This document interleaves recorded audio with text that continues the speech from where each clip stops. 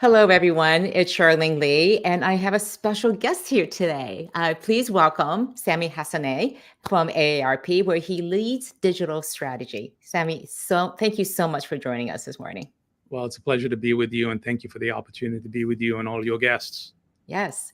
So today we're going to be talking about culture, and I'm just going to put up here just a reminder to ask and share, first of all, where you're coming from, and also just please share how AI has changed your culture, and also ask any questions you like. We have a very special guest here today, and Sami, I've been talking to him since last year about what they're doing at ARP. So let's just get into it.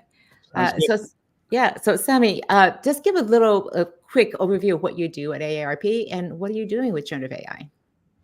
Yeah, I've been at AARP for a number of years. I started as a programmer. I'm now responsible for AARP's membership marketing, which includes the acquisition and renewal of members and sharing our great value at AARP and extending the mission, but also responsible for our consumer-facing technology platforms, which will include our website, our app, managing the technology and integrations associated with those platforms, including our email and SMS channels, and amongst other things, responsible for ensuring we have the right kind of advertising product on our platform so that we can generate revenue to further the mission of the organization.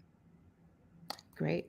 And just so people who may not be aware of what AARP does, can you just give a quick description of it? I just realized people may not know. I'm a member, so I love it.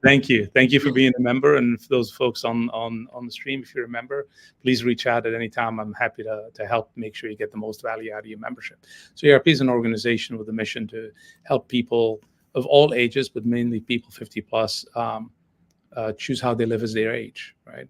We all go through significant life transitions with ourselves, with our families, with our parents, with our children, and loved ones. And AARP is here to help you navigate through those transitions and provide value and information, and also, importantly, advocate on your behalf, being that wise friend and fierce defender to ensure you can age with dignity, as we would all like to do, and independence at the same time as well. Great. Yeah, I'm hoping to live for a long time, so AARP is going to be a great partner for all of that. Right. So talk about what you're doing with generative AI at AARP. You're doing a lot. Yeah, well, like any organization, I think the capabilities over the last 18 months have only grown and have become much more powerful, and we can all sort of see how important it's going to be in terms of delivering value to our customers or consumers.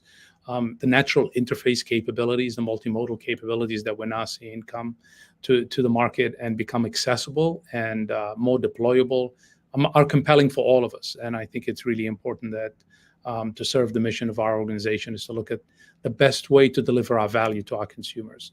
So we've been looking at generative AI two ways. One, internally, how can we improve the performance, the productivity, the ability to adapt to the changes that we're all facing for our own employees and staff. So how can we leverage generative AI to help staff become much more productive and adapt in an ever-changing world?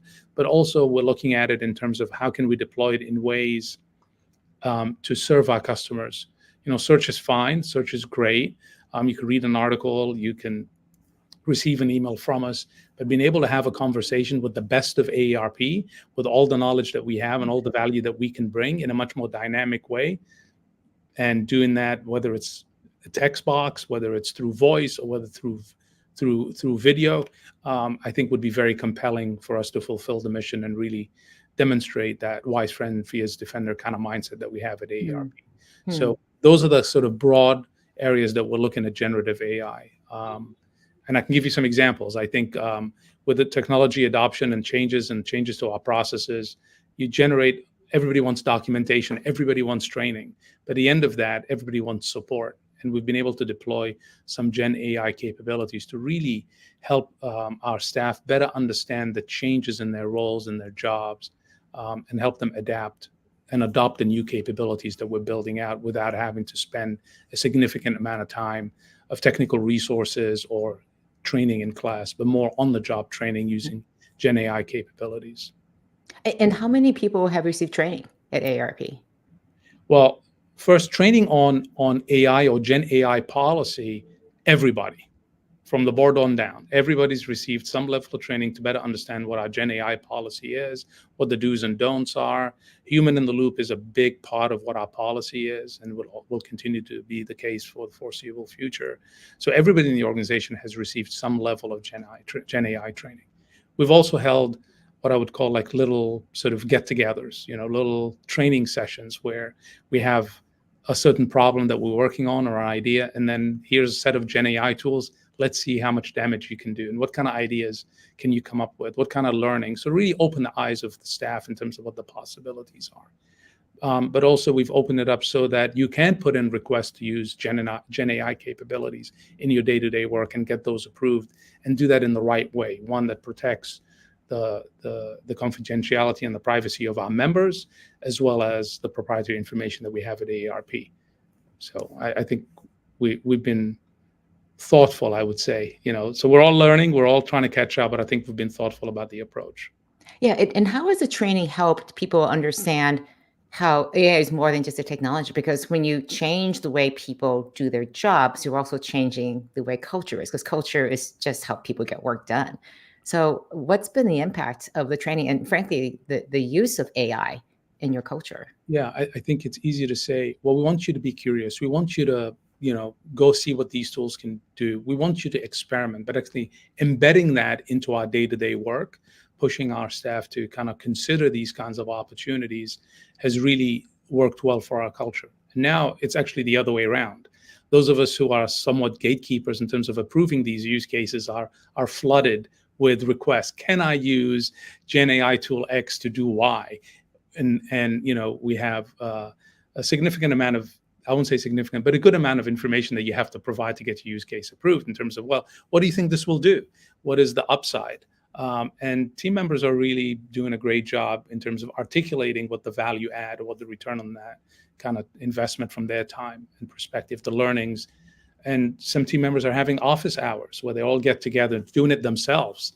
And I think that's really the sign of success, is when team members are embracing it and really pushing us. We're like, you should learn about Gen AI. And now we're like, wait, hold on, take your time. We want to, better understand what you're trying to do.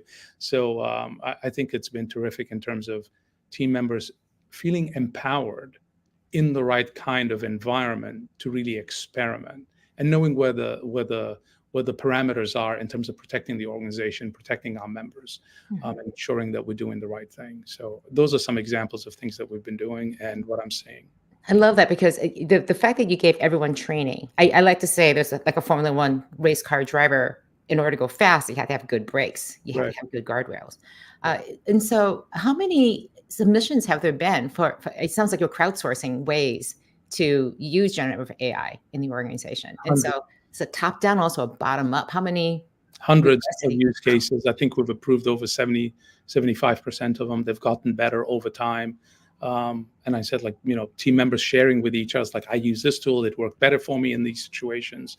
This other tool worked better for me in that situation. So hundreds of use cases. I think I'm probably approving at least 3 to 5 a week in partnership. So also I want to say this has been a tremendous collaboration with our Office of General Counsel, the CIO at AARP, our SVP of Data, SVP of Experience. So it's really been a tremendous collaborative effort.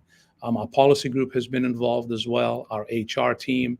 So it's really a collaborative effort working together to drive this forward in the organization. One thing that you mentioned before is that your employees are feeling very empowered, but I'm wondering, how are your leaders dealing with this? Because it's a new, they have these new literally superpowers now to do things they could never do before. And leaders typically aren't used to that. It doesn't sound like that was the norm inside of ARP. So how is that changing? How are leaders dealing with this? Yeah, I think everybody's going on a journey, except for those that are developing Gen AI, and even maybe they are also going on some kind of journey as well. But we're all going on a journey, and we're all looking at, well, what is my value? How do I evolve? How do I adapt? What changes do I need to make? How's my decision making different? How do I lead differently in this space? So I think everyone at AARP is looking at that. I think our leaders are really have been tremendously supportive is the best way I can put it, in terms of providing resources, in terms of allowing us to experiment, in terms of the speed of decision making. One, to protect the organization and the reputation of our brand, but also to empower staff to really look at these capabilities and move forward that way. Mhm. Now, to what extent are employees worried that their jobs are going to be taken by AI, or that their jobs are changing so quickly? There's so much change happening. We know from research and surveys that the vast majority of employees are very concerned about what's going to happen with their jobs. So it seems like you're encouraging them Yeah. to go into this, but there must be some also concern, like, well, if I use this a lot more, am I actually developing and innovating my way out of a job in the So it's a future? two-track process for us. Is, look, I say to team members, and this is me speaking, not AARP. I think we can make these changes and adopt these capabilities because of the terrific work that you're doing, because of the tremendous foundation that team members have put in place. And now, how do we adapt? So how do we take a much more strategic role as humans in terms of looking at the machines, looking at what work they're producing, looking at the results? How do we set objectives? What levers do we pull? So how do we spend less time assembling the work, but looking at the value of the work and look at the impact of the work? And I think team members are gravitating towards, look, we all have, even I personally have a little concern, right? This is, if you need a digital strategy, just ask ChatGPT. Why do you need to ask me, right? So I think, we all have to adapt in this world. But I think being part of the change, owning the change, I think is really critical for any individual to ensure that we continue to be marketable, to continue to bring value to the table, to demonstrate the skills and the capabilities we have. So everybody probably has some level of anxiety, but I think it's a two-track process. It's with the automation and the leveraging of Gen AI and AI-like capabilities, how do we also position our human capital to be more successful, even more productive, and more empowered? Sometimes, there's so much repetition in some of our jobs. If you can remove that, that will empower us for all that creativity, idea generation, ensuring that we're producing the right results for our members and for the organization, and generating value for both our partners, our members, et cetera, our donors, volunteers. So how do we reorient what we think is important? So assembling an email campaign may be important today, but is the email campaign effective? Did we have the right value? Those are much more strategic conversations that team members need to be having, versus worrying about, well, I put this together, or I press the button that sends the email. I don't think that's necessary as we go forward. But But yeah, you're talking about a wholesale realignment of the culture. And this is bigger than just transforming the people's jobs. It's transforming how they think about their work.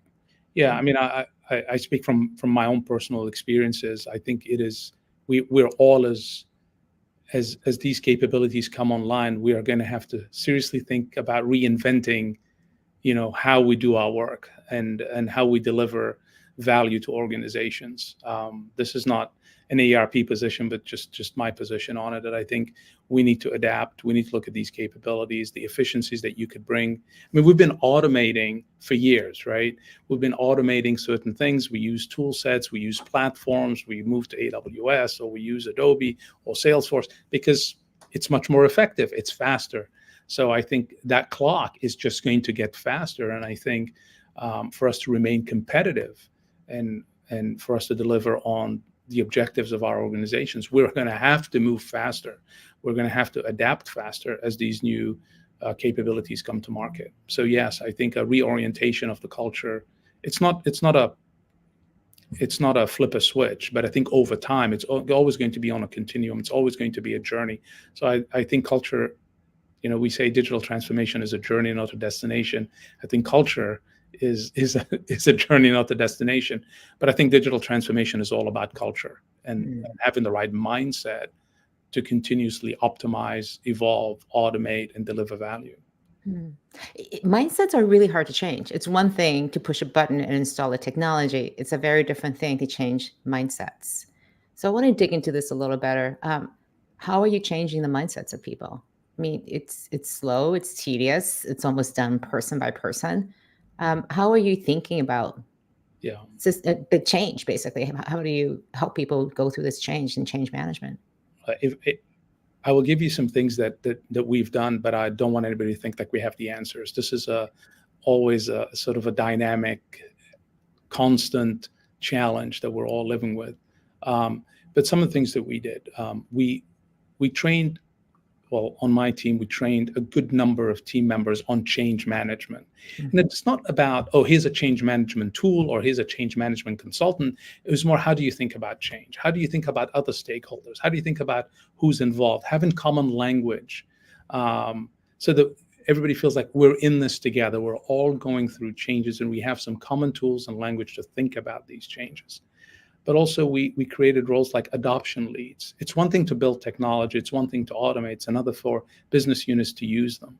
So we took adoption leads out of business units and made them responsible for driving the change in the behavior in terms of how we execute.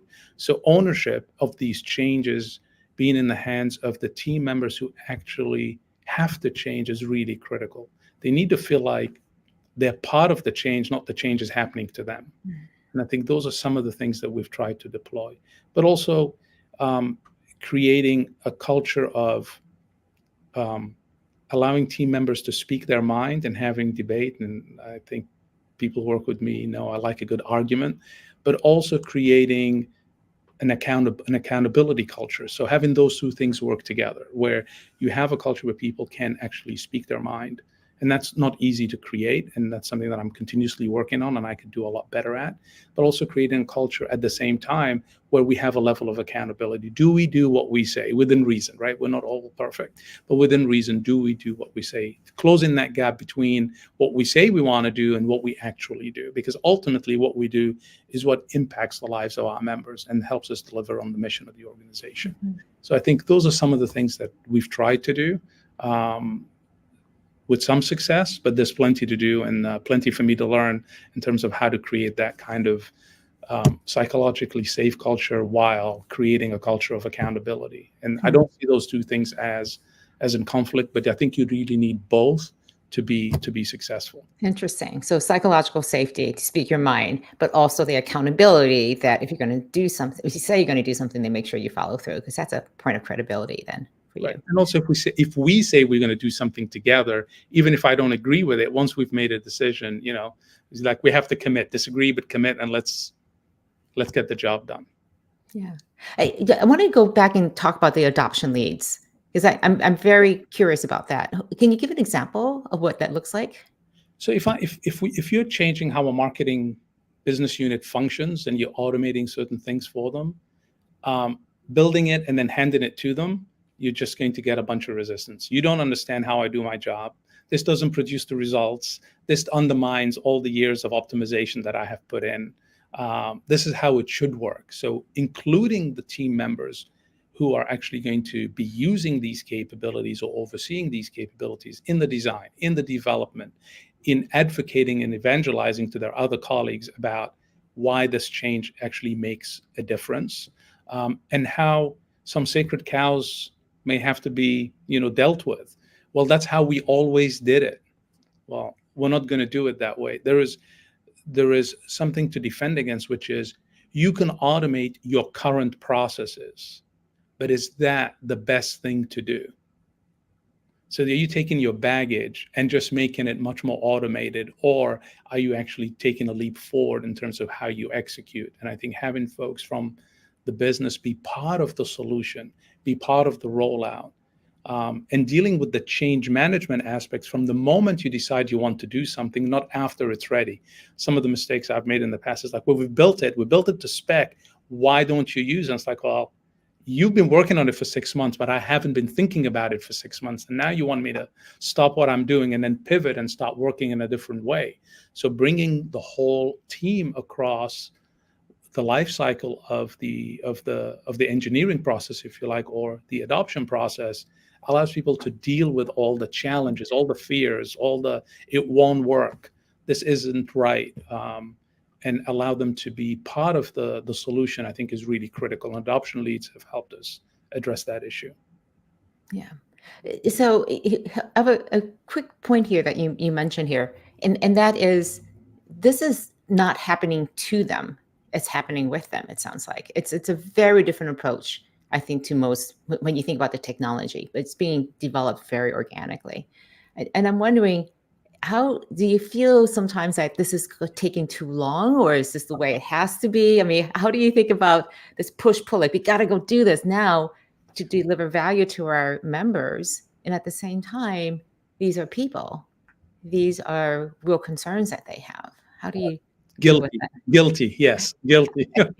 um, I think you're always going to, a leader in an organization is always going to feel like we're not moving fast enough, and team members will always feel you're asking for too much.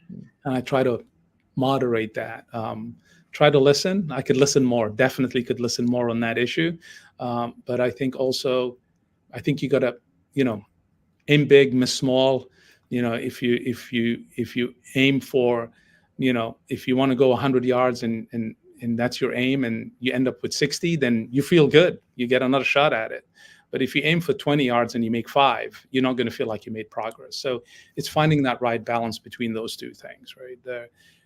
Also, I think if we can move faster, then we always argue about, do we have the right things prioritized? And that's important. So important conversation.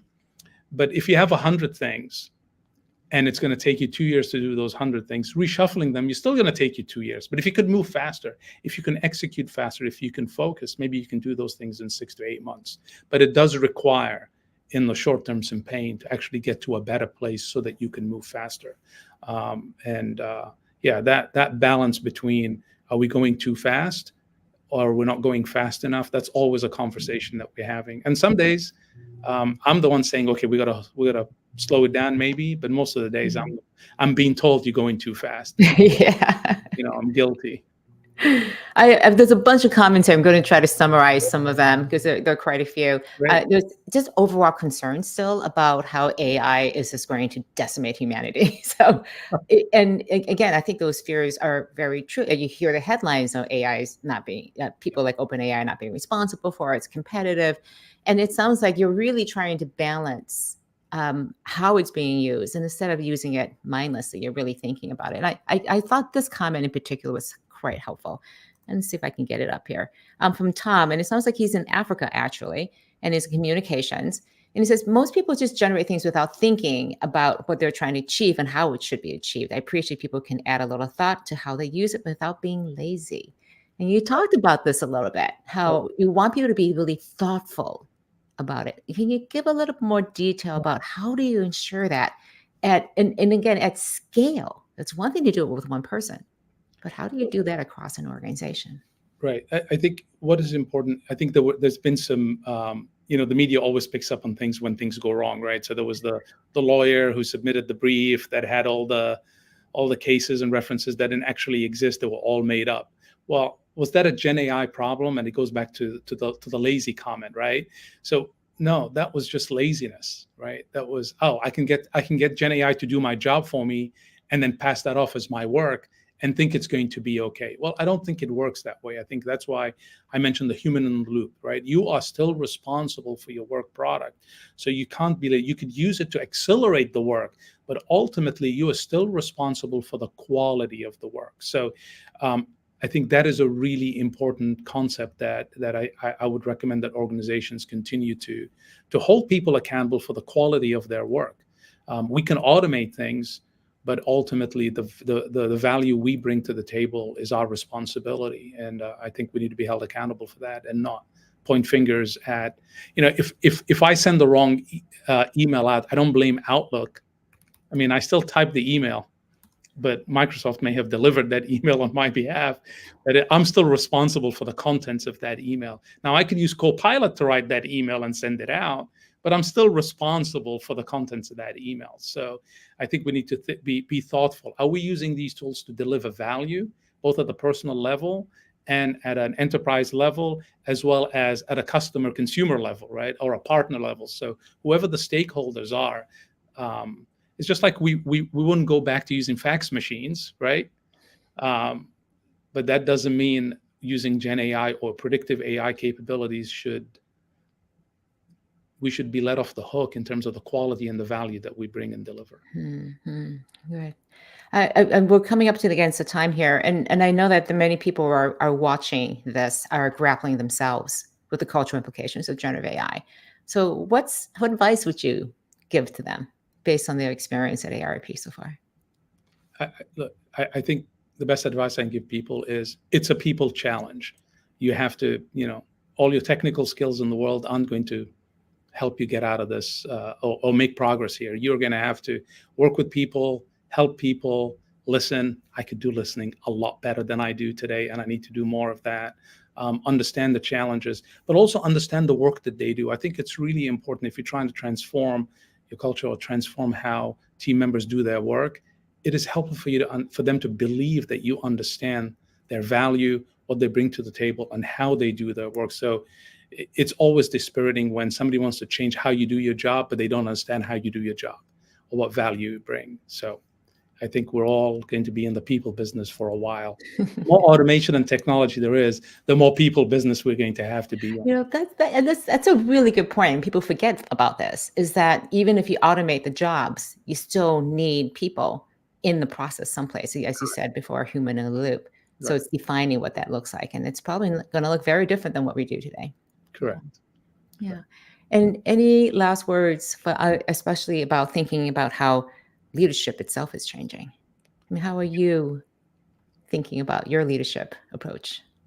Yeah, I think the things that I focus on the most now is that creating that kind of right kind of culture, the balance between having team members feel empowered and can speak their mind while creating that culture of accountability at the same time. And I think that is an ongoing challenge for me that I'm continuously learning. I'm always looking for guidance and advice and talking to folks about it. I'm trying to create a better environment for team members, because I come to meetings, I do email, I talk a lot, whatever.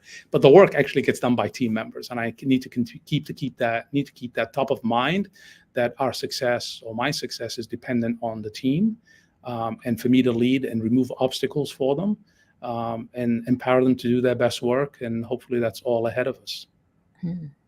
Well, thank you, Sami. And how can people reach you if they want to learn more or connect with you? I'm on LinkedIn. Feel free to reach out to me anytime. I'll do my best to respond. Welcome. If I can help anybody, or anybody feels like they've got some advice for me, I will take that as well too. We're all learning. Nobody has, I don't think I have all of the answers, and I would love a dialogue. And this has been very, very helpful. Great. Sami, again, thank you so much for joining today. Thank you. Yeah, and I really, again, I talked to a lot of organizations about what they're doing, and ARP is doing really, really well. We have a policy, training, just a strategy in place. So congratulations. Thank you so much. I appreciate the feedback, and thank you for what you do. And I appreciate the opportunity to be with you and the folks on the stream. Great. Have a good day. Thank you. Thanks, everyone. And just a quick note, in 2 weeks, I'm just going to I always forget to do this. In 2 weeks, I'll be back and be talking about best practices on communicating with AI, both internally and externally. So everybody, I'll see you again in about 2 weeks. All right. Thank you again, everyone. Have a great day.